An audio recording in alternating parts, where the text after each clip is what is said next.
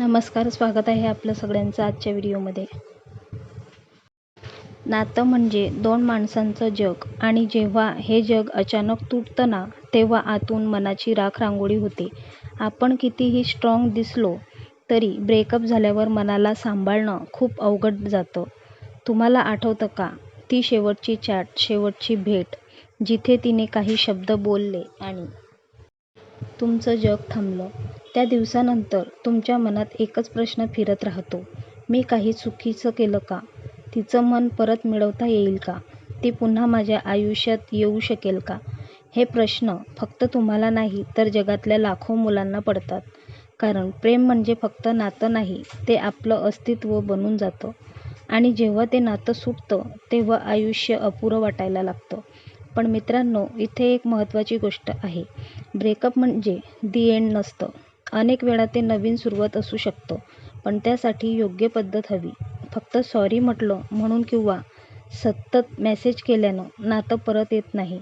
त्यासाठी मानसशास्त्र सांगतं 5 स्टेप्स, 5 पायऱ्या, ज्या तुम्हाला तुमचं हरवलेलं प्रेम परत जिंकायला मदत करू शकतात. आज आपण त्या 5 स्टेप्सवर खोलात जाऊन चर्चा करू. या व्हिडिओच्या शेवटी तुम्हाला एक क्लॅरिटी मिळेल. नातं परत आणायचं की स्वतःला नव्याने उभं करायचं? म्हणून व्हिडिओ शेवटपर्यंत नक्की बघा, कारण या 5 पायऱ्या तुमच्या आयुष्याचा टर्निंग पॉईंट ठरू शकतात. चला तर मग सुरुवात करूया. ब्रेकअप झाल्यावर बहुतेक मुलं सगळ्यात मोठी चूक करतात, ती म्हणजे समोरच्या व्यक्तीला सतत त्रास देणं. कॉल्स, मेसेजेस, स्टेटस रिप्लाय, जणू काही आपण तिच्यासमोर बसून विनवण्या करत आहोत. पण खरं सांगते मित्रांनो, हे केल्याने उलट परिणाम होतो. समोरचं मन आधीच गोंधळलेलं असतं आणि आपण त्याच गोंधळावर अजून दडपण टाकतो. तिला थोडं शांत बसायचं असतं, पण आपण सतत तिच्यासमोर आल्यावर ती अजून दूर पडते. म्हणून पहिली पायरी आहे स्पेस द्या. याचा अर्थ काय?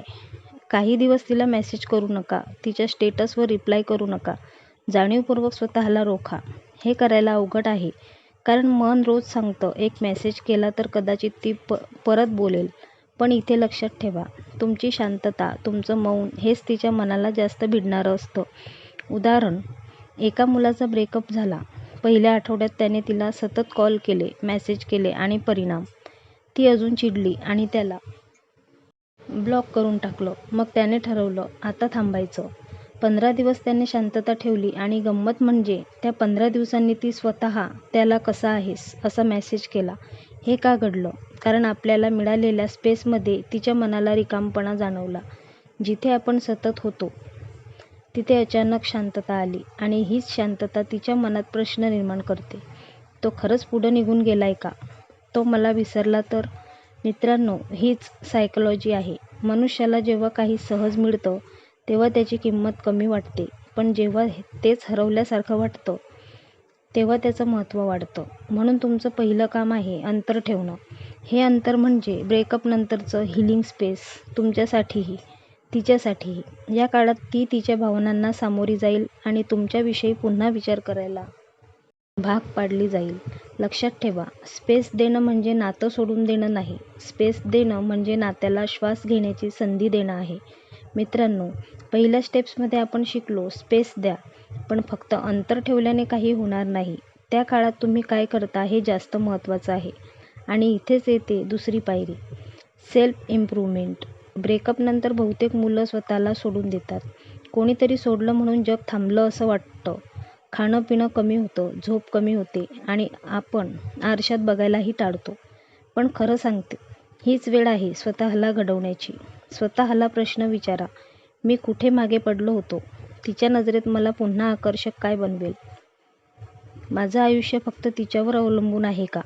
की माझ्याकडे स्वतःचं एक वेगळं अस्तित्व आहे? या प्रश्नांची उत्तरं शोधताना तुम्हाला एक गोष्ट लक्षात येईल. तुमचं व्हॅल्यू फक्त एका नात्यामुळे नाही, तर तुमच्या व्यक्तिमत्त्वामुळे आहे. उदाहरण, एक मुलगा ब्रेकअपनंतर जिममध्ये जायला लागला. सुरुवातीला फक्त दुःख विसरण्यासाठी गेला, पण काही महिन्यात त्याचं शरीर बदललं, आत्मविश्वास वाढला, करिअरमध्ये लक्ष लागलं आणि गंमत म्हणजे त्याची एक्स पुन्हा त्याच्या प्रोफाईलवर येऊन थांबली.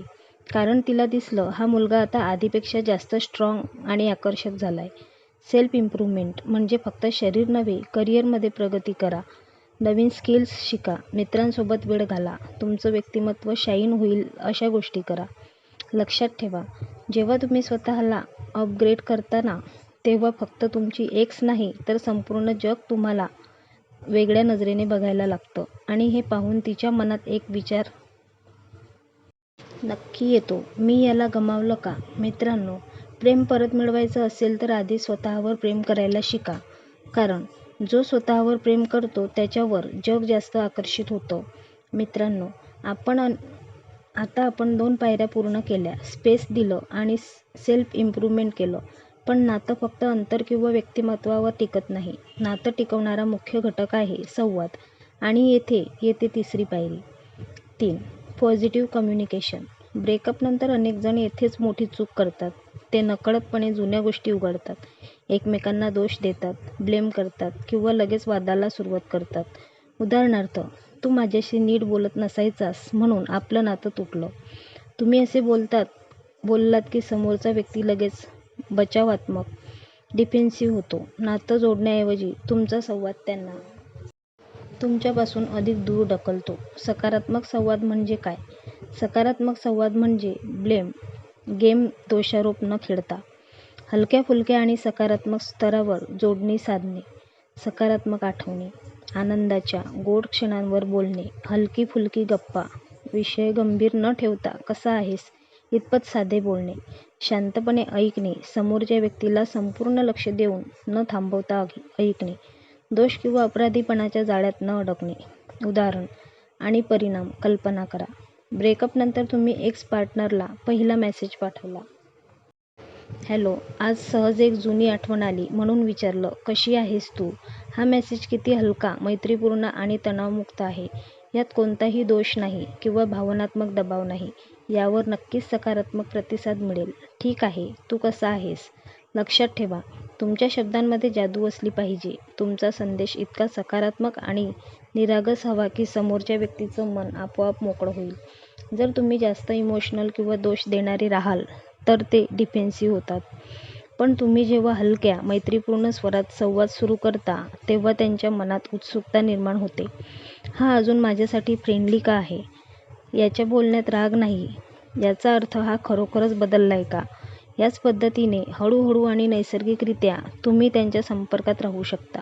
हा सकारात्मक दृष्टिकोन त्यांच्या मनात तुमच्यासाठी पुन्हा जागा निर्माण करतो. सकारात्मक संवाद नुसती बोलण्याची कला नाही, ती तुमच्या बदलाची आणि मानसिकतेची अभिव्यक्ती आहे. मित्रांनो, आता आपण स्पेस दिलं, सेल्फ इम्प्रूव्ह केलं आणि पॉझिटिव्ह कम्युनिकेशन सुरू केलं. पण नातं पुन्हा जोडण्यासाठी आणखी एक खूप महत्त्वाची गोष्ट आहे. 4. गुड मेमरीजला स्मरण करून देणं म्हणजे गोड आठवणींना उजाळा देणं. ब्रेकअपनंतर मनात फक्त ताजे वाद, चुका आणि निगेटिव्ह मेमरीज घर करून राहते. ती गप्प का झाली? आपलं का तुटलं? माझी काय चूक होती? या नकारात्मक विचारांच्या गर्दीत मनाला गोड आणि सकारात्मक आठवणींनी पुन्हा आकर्षित करणे आवश्यक आहे. मनाला सुखद अनुभव जास्त भावतात. जुन्या आनंदी क्षणांची आठवण मनातील नकारात्मकता दूर करून त्या जागेवर माधुर्य आणि आपुलकीची भावना निर्माण करते. उदाहरणार्थ, एका मुलाने आपल्या एक्स पार्टनरला मेसेज केला, तुला आठवतंय का? पहिल्यांदा आपण गप्पा मारत होतो ते कोपऱ्यातलं कॅफे. आज सहज आठवण आली. या एका साध्या मेसेजने काय साधलं? मनात लगेच गोडसर आणि सुखद भावना निर्माण झाली. कारण याने नवीन तणाव किंवा वादांना नव्हे तर जुने आनंदाचे क्षण आठवून दिले. कसे कराल गोड स्मृतींचे पुनरुज्जीवन? या स्मृती फोर्सफुली आठवण करून देऊ नका. तुमच्या मेसेजमध्ये, बोलण्यात किंवा लहान कमेंट्समध्ये त्या हळुवारपणे डोकावू द्या. हलकी-फुलकी आठवण, तुझ्या त्या जुन्या फोटोतलं टी-शर्ट आजही खूप छान आहे. मैत्रीपूर्ण विनोद, तुमच्या दोघांमध्ये असलेले इनसाइड जोक्स किंवा आठवणींवर आधारित हलके विनोद वापरा. जागेचे संदर्भ, आज त्या रस्त्यावरून जात होतो आणि आपल्या पहिल्या भेटीची आठवण झाली. यामुळे समोरच्या व्यक्तीचे मन हळूहळू नरम होऊ लागते आणि तुम्ही पुन्हा सकारात्मक, सुरक्षित जागेत प्रवेश करता. सर्वात महत्त्वाची टीप, गोड आठवणींना उजाळा देताना जुना दोष किंवा अपराधीपणाची भावना कधीही मध्ये आणू नका. आपल्याला आठवतंय का आपण किती आनंदी होतो? पण तू असे बोलल्यास लगेच तणाव वाढतो. फक्त आनंदाच्या क्षणांवर लक्ष केंद्रित करा. गोड आठवणींना उजाळा देणे हे एक शक्तिशाली साधन आहे, ज्यामुळे समोरच्या व्यक्तीचे मन तुमच्यासोबत घालवलेल्या आनंदाच्या क्षणांकडे नैसर्गिकपणे आकर्षित होते. आणि आता येते शेवटची पण एकदम महत्त्वाची पायरी. 5. Slow, natural reconnection. ब्रेकअपनंतर अनेक लोक इथेच घाई करतात. मी लगेच मेसेज करतो, मी लगेच तिला भेटायला बोलवतो. अशी घाई नातं पुन्हा जोडण्याऐवजी ते कायमचं तुटण्याची शक्यता वाढते. घाई का टाळावी? समोरच्या व्यक्तीचे मन एका रात्रीत बदलत नाही, ते फक्त हळूहळू टप्प्याटप्प्याने उघडते. जर तुम्ही लगेच जोरदार प्रयत्न केले किंवा भावनिक दबाव आणला तर ती व्यक्ती लगेच बचावात्मक होते आणि तुमच्यातील डिस्टन्स पुन्हा वाढते. पुनर्जोडणीचा योग्य क्रम हा असा असावा. हलके, मैत्रीपूर्ण मेसेजेस, कोणतीही अपेक्षा न ठेवता फक्त संवाद साधणे. सकारात्मक आठवणींवर आधारित गप्पा, जुने क्षण आणि आनंदी गोष्टी शेअर करणे. भेटण्यासाठी आमंत्रण. जेव्हा दोघांमध्ये कम्फर्ट आणि ट्रस्ट परत येईल तेव्हाच भेटण्याची तयारी दर्शवणे. या प्रक्रियेत धैर्य आणि संयम खूप महत्त्वाचे आहेत. उदाहरणार्थ, ज्या मुलाने हळूहळू मेसेजिंग सुरू ठेवलं, मैत्रीपूर्ण विनोद केले आणि जुन्या सकारात्मक आठवणी जागवल्या, त्याच्या बाबतीत काही आठवड्यातच तिच्या मनात उत्सुकता निर्माण झाली. हा खरोखर बदलला आहे का? याच्या बोलण्यात आता कोणताही ताण किंवा दोषारोप नाही. म्हणजे हा अजूनही माझ्यासाठी पॉझिटिव्ह आहे. याच बदललेल्या आणि सकारात्मक प्रतिमेमुळे नातं हळूहळू आपोआप जोडलं जातं. नेहमी लक्षात ठेवा, नॅचरल रिकनेक्शन म्हणजे जबरदस्ती इंटरेक्शन नाही. तुम्ही नातं पुन्हा कशा पद्धतीने जोडता, ही प्रक्रिया हळूवार, सहज आणि आनंददायी असावी. हे केल्यावर समोरच्या व्यक्तीने मन पुन्हा तुमच्यासोबत कम्फर्ट, ट्रस्ट आणि बॉन्डिंग अनुभवू लागते. आणि मित्रांनो, हीच खरी आणि अंतिम पायरी आहे, जिथे नातं तुमच्या बदललेल्या सकारात्मक प्रयत्नांच्या आधारावर पुन्हा एकदा बहरून येतं. मित्रांनो, आज आपण पाहिलं कसं 5 मानसशास्त्रीय पायऱ्या वापरून तुमचं हरवलेलं प्रेम परत जिंकता येऊ शकतं. या पायऱ्या फक्त नातं जिंकण्यासाठी नाहीत, तर तुमच्या स्वतःच्या आत्मविश्वासासाठी आणि आयुष्याच्या संतुलनासाठी आहेत. मित्रांनो, प्रेमात घाई केली तर नातं तुटते, पण संयम, योग्य पद्धत आणि पॉझिटिव्ह माइंडसेट वापरल्यास नातं पुन्हा रिबिल्ड होऊ शकतं. जर तुम्हाला हा व्हिडिओ उपयोगी वाटला असेल तर लाईक करा, सबस्क्राईब करा आणि शेअर करा. आता भेटू पुढच्या व्हिडिओमध्ये. तोपर्यंत धन्यवाद.